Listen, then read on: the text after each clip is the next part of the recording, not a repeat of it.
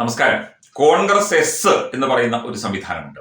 ശ്രീ കടന്നപ്പള്ളി രാമചന്ദ്രൻ അവർകളാണ് അതിന്റെ പ്രധാനപ്പെട്ട നേതാവ്. അദ്ദേഹം മന്ത്രിയുമാണ്. അദ്ദേഹത്തിന് പണ്ടേ വലിയ ഉത്തരവാദിത്തമുള്ള വകുപ്പുകളൊന്നും കൊടുക്കാറില്ല. പുരാവസ്തു പുരാരേഖ വകുപ്പൊക്കെയാണ് ഇപ്പോൾ കൊടുത്തിരിക്കുന്നത് എന്ന് മനസ്സിലാകുന്നു. ഇദ്ദേഹത്തിന്റെ ഏകാധിപത്യ പ്രവണത എന്ന് പറഞ്ഞുകൊണ്ട് കഴിഞ്ഞ ദിവസം കോൺഗ്രസ് എസിൽ നിന്ന് ഏതാണ്ട് 400 പേർ രാജിവെച്ച് മറ്റു പാർട്ടികളിലേക്ക് പോയതായുള്ള ഒരു വാർത്ത ശ്രദ്ധയിൽപ്പെട്ടു.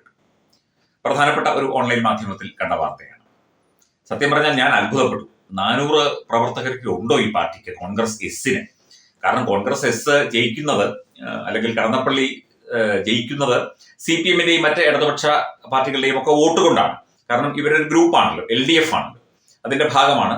ജയിച്ച് MLA ആകും, മന്ത്രിയാകും, അത് ഉറപ്പാണ്. അദ്ദേഹത്തിന്റെ പ്രായവും പക്വതയും ഒക്കെ മാനിച്ചാണ് അദ്ദേഹത്തെ മന്ത്രിയാക്കുന്നത്. അതുപോലെ AK ശശീന്ദ്രൻ, NCPക്ക് വലിയ ബലമുള്ള നാടൊന്നുമല്ല കേരളം.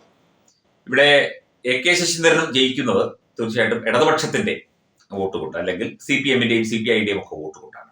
ഇവരെ രണ്ടുപേരെയും ഈ 2026 നിയമസഭാ തെരഞ്ഞെടുപ്പിൽ ഒഴിവാക്കി ഇവരുടെ സീറ്റുകൾ CPM ഏറ്റെടുക്കാൻ തീരുമാനിക്കുന്നു എന്ന വാർത്തയാണ് കഴിഞ്ഞ ദിവസം പുറത്തു വന്നത്. തീർച്ചയായിട്ടും അതിനൊരു സാധ്യത ഇല്ലാതെയില്ല. നമ്മൾ മാധ്യമ പ്രവർത്തകരൊക്കെ തന്നെ ഇത് മനസ്സിൽ കണ്ടിരുന്നു. കാരണം അവരുടെയൊക്കെ ഒരു കാലം കഴിഞ്ഞു. ഇനിയിപ്പം എന്താണ്, അവരെ കൊണ്ട് പ്രത്യേകിച്ച് LDF-ന് പ്രത്യേകിച്ച് ഗുണമൊന്നുമില്ല. കാരണം ഈ തദ്ദേശ തെരഞ്ഞെടുപ്പിലേറ്റ വലിയ തിരിച്ചടിയൊക്കെ തന്നെ വലിയ പാഠമായി മാറി. അപ്പം CPM ഇവരുടെ സീറ്റുകൾ കൂടി ഏറ്റെടുത്തുകൊണ്ട് ഈ കോൺഗ്രസ് എസിനെയും NCP-യെയും ഒഴിവാക്കാൻ തീരുമാനിച്ചിരിക്കുന്നു എന്ന റിപ്പോർട്ടാണ് പുറത്തു വരുന്നത്. ഇതിനകത്ത് അവരുടെ പ്രവർത്തകർ എങ്ങനെ പ്രതികരിക്കും എന്നറിയില്ല.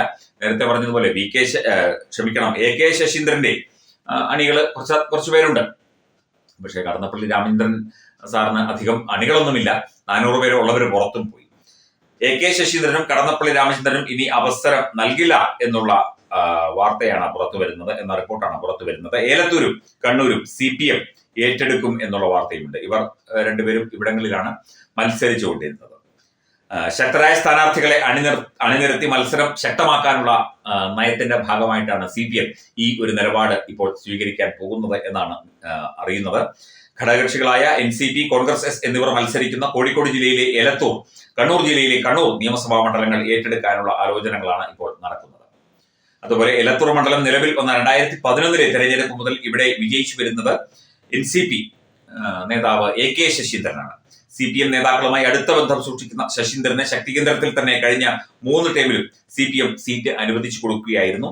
എലത്തൂർ സീറ്റ് ഏറ്റെടുക്കണം എന്ന് കഴിഞ്ഞ നിയമസഭാ തെരഞ്ഞെടുപ്പ് സമയത്ത് തന്നെ CPM-ൽ വലിയ അഭിപ്രായം ഉയർന്നിരുന്നു.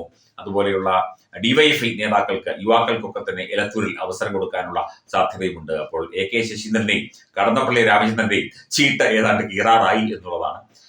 മാത്രമല്ല ഇതിനകത്ത് വേറൊരു കാര്യം, ഇവരുടെ രണ്ടുപേരുടെയും പാർട്ടിക്കാർ വിചാരിച്ചാൽ ഒരു വേള CPM-നെ തോൽപ്പിക്കാനൊന്നും പറ്റില്ല. CPM-നെ അല്ല ഇടതുപക്ഷത്തെ അങ്ങനെ തോൽപ്പിക്കാനൊന്നും പറ്റില്ല. കാരണം അവർക്ക് അത്രയേ ഉള്ളൂ ശക്തി. നേരെ തിരിച്ചാണെങ്കിൽ ഇവരെ വേണമെങ്കിൽ CPM-നെ തോൽപ്പിക്കാം. അവർക്ക് അത്രയും ശക്തിയുണ്ട് കണ്ണൂർ ജില്ലയിലും ഈ കോഴിക്കോട് എലത്തൂരും ഒക്കെ തന്നെ. കോൺഗ്രസ് നേതാവ് കടന്നപ്പള്ളി രാമചന്ദ്രൻ 2 തവണ തുടർച്ചയായി മത്സരിച്ച കണ്ണൂർ നിയമസഭാ മണ്ഡലം ഇത്തവണ ഏറ്റെടുക്കും. കഴിഞ്ഞ 2 തവണയും കോൺഗ്രസിന്റെ ശക്തി കേന്ദ്രമായ കണ്ണൂർ നിയമസഭാ മണ്ഡലത്തിൽ കടന്നപ്പള്ളി വിജയം നേടിയിരുന്നു. പ്രായാധിക്യം പരിഗണിച്ച ഇത്തവണ കടന്നപ്പള്ളിയെ നിർത്തണ്ട എന്നാണ് CPM-ന്റെ തീരുമാനം എന്നും അറിയുന്നു. ആയിക്കൊള്ളട്ടെ, പുതിയ മുഖങ്ങൾ കടന്നു വരട്ടെ, പുതിയ ചിന്തകൾ കടന്നു വരട്ടെ, പുതിയ വികസന നായകന്മാർ കടന്നു വരട്ടെ. അപ്പൊ കടന്നപ്പള്ളിയുടെയും ശശീന്ദ്രന്റെയും ചീട്ട് ഏതാണ്ട് സമ്പൂർണമായി കീറുകയാണ്. ഇനി അവരുടെ പാർട്ടിക്കാർ, കോൺഗ്രസ് എസ്സുകാർ വലിയ പ്രശ്നമൊന്നും ഉണ്ടാക്കില്ല. NCP-ക്കാർ ചെറിയ തോതിൽ എന്തെങ്കിലുമൊക്കെ പറയും.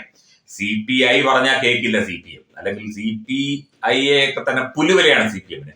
പിന്നെയാണ് ഈ NCP, കോൺഗ്രസ് എസിലാണെങ്കിലോ 400 പേര് ആകെയുള്ളവര് വേറെ പാർട്ടികളൊക്കെ പൊക്കോണ്ടിരിക്കുകയാണ്.